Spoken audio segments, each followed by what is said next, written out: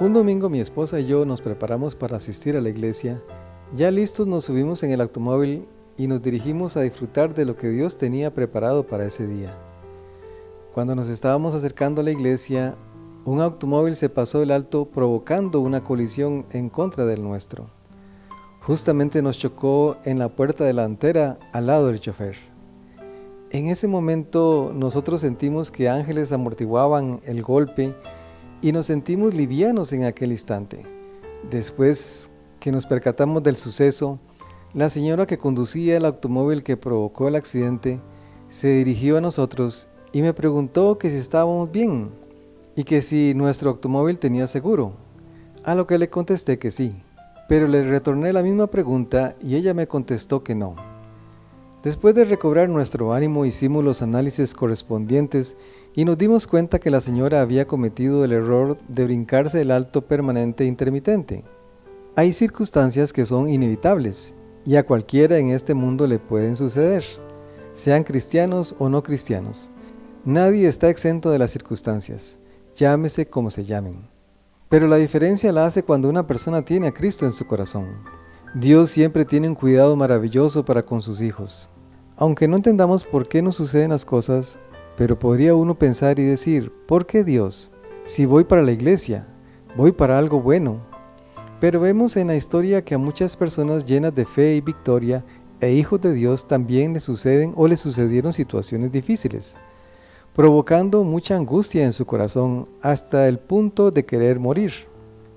Las circunstancias pueden ser un mal reporte del médico, un accidente, una enfermedad, de repente se quedó sin casa, los hermanos de tu iglesia te juzgan, problemas en el matrimonio, en fin, cualquier cosa puede suceder y cuando menos se lo espera. Debemos recordar que hay un enemigo y que muchas veces quiere hacernos fracasar y nos proyecta pensamientos de derrota y desánimo para conducirnos a la angustia y así desligarnos de Dios. La angustia puede emerger de cualquier circunstancia, pero cuando emerge de nuestro orgullo y vanagloria es un gran problema. Cuenta la historia en Primera de Reyes capítulo 18 versículo del 20 al 40 que se enfrentaron Dios, Elías y los profetas de Baal en el monte Carmelo, para que el pueblo de Israel reconociera quién es Dios en toda la tierra y fuera de la tierra. Cada quien preparó un holocausto a su Dios, los 450 profetas con Baal y Elías con Dios. Desde luego los profetas no obtuvieron respuesta, pero Elías sí. Dios se manifestó en una forma extraordinaria, consumiendo todo lo que estaba puesto en el holocausto, incluyendo las piedras del altar. Después de eso vemos al profeta en los versículos 41 al 46 de ese mismo capítulo orando por lluvia, ya que había una gran sequía en Israel. Después de esos acontecimientos, imagínense cómo se sentía de victorioso el profeta Elías. Pero leemos en el capítulo 19, versículo 1, cómo el rey Acab, el cual estaba en esa reunión, le contó a su esposa Jezabel todo lo acontecido. Pero note lo que dice en el versículo 19. Acab dio a Jezabel la nueva de todo lo que Elías había hecho y de cómo había matado a espada a todos los profetas. Si usted nota, Acab solo habla de lo que Elías había hecho, pero nunca mencionó al Dios que estaba detrás o delante de Elías. Cuando hay orgullo y vanagloria en el corazón, lejos estamos de reconocer lo que Dios hace en las vidas de las personas. Solo vemos y buscamos los resultados, como cuando ponemos la mirada en pastores, evangelistas, predicadores que ofrecen sanidades y milagros, y los seguimos a donde quiera que vayan, pensando que ellos son los autores de dichos acontecimientos, y nos olvidamos del Dios de los milagros. El orgullo y la vanagloria nos pueden hacer olvidar a quién le pertenece todo, y creemos que todo lo que tenemos lo hemos conseguido por nuestro esfuerzo, y hacemos a Dios de lado. Cuando la angustia llega y es por causa de nuestra negligencia, necesitamos urgentemente volvernos a Dios. Comparemos esto con el rey Nabucodonosor en el libro de Daniel capítulo 4 versículo 29 y 30, que dice: al cabo de 12 meses, paseando en el palacio real de Babilonia, habló el rey y dijo, note lo que dijo, ¿no es esta la gran Babilonia que yo edifiqué para casa real con la fuerza de mi poder y para gloria de mi majestad. Como notará, de nuevo sale la vanagloria y orgullo, que dice, esto lo construí con la fuerza de mi poder y para la gloria de mi majestad. Aquí también nos damos cuenta cómo Dios también quedó relegado de estas palabras. Ya Dios había entablado un juicio para con el rey y le dio 1 año para arrepentirse y reconocer que Dios le había otorgado todo ese esplendor y su reinado. Si a Dios le place, Él quita reyes, quien quiera que sean estos. La angustia llegó a causa de la dureza de su corazón, apartándolo de su reino por 7 años hasta que reconociera quién es Jehová.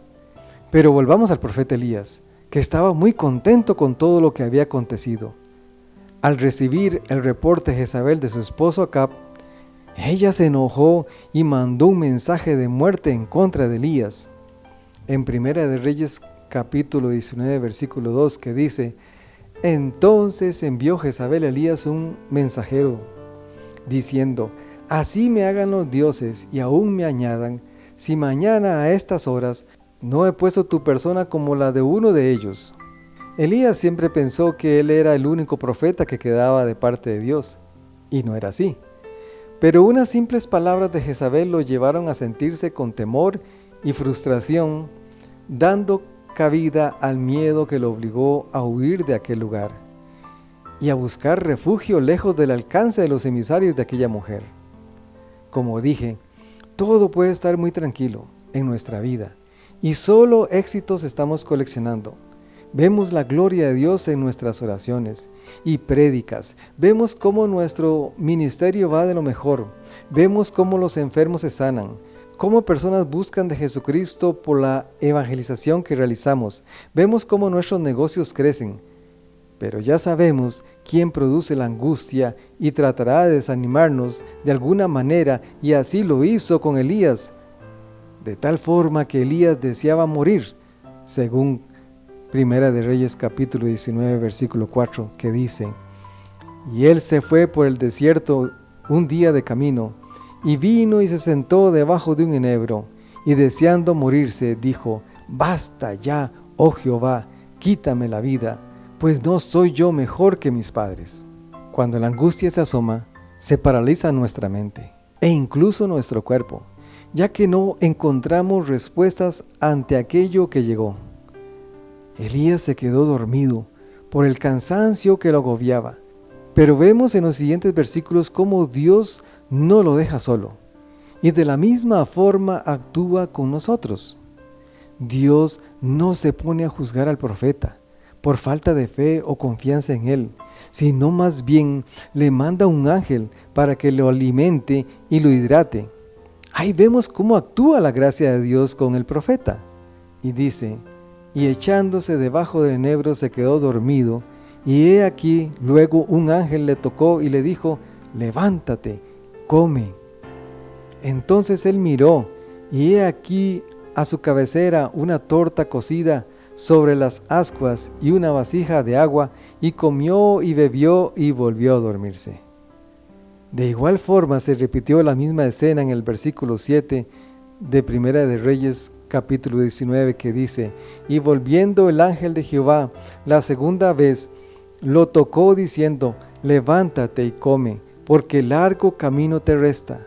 Se levantó pues, comió y bebió, y fortalecido con aquella comida, caminó 40 días y 40 noches hasta Horeb, el monte de Dios. Qué maravilloso es el trato de Dios con sus hijos cuando las cosas no salen como esperamos. Véalo así. Dios no envió un juicio contra el profeta, más bien lo alimentó y le encomendó más trabajo por hacer. Así que si piensas que todo acabó, más bien refúgiate en su palabra, la cual te da vida y alimenta tu espíritu, que a su vez mueve tu alma a continuar en sus caminos, haciéndote recobrar tu confianza en Dios, ya que Dios no ha perdido su confianza en nosotros. Por más poca fe que tengamos o desanimados que nos sintamos, Dios enviará un ángel para consolarte y proporcionarte el cuidado que necesitas. Qué hermoso es tener a Dios de nuestro lado, pero más hermoso es tenerlo en nuestro corazón. La gente piensa que Dios es un Dios terrorífico, pero si leemos con cuidado las Sagradas Escrituras, vemos a un Dios maravilloso, consolador, misericordioso, sanador y perdonador. Un Dios que vela todos los días por nosotros.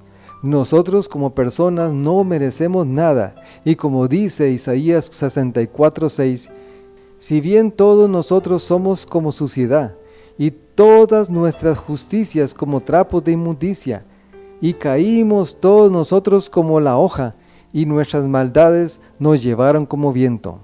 Vemos que ni aun el cuidado de Dios merecemos, pero Dios, que es rico en misericordia, me proporcionó un mediador, el cual es Jesucristo, para que intercediera ante Dios por mis pecados, y la culpa que era mía fuera puesta sobre la cruz, llevándola Cristo sobre sí.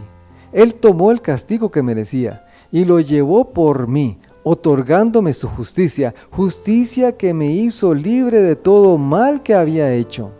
En otras palabras, y como ejemplo, imagínese que usted tiene una deuda muy grande y es llevado a juicio para que salde esa deuda, o si no, va para la cárcel.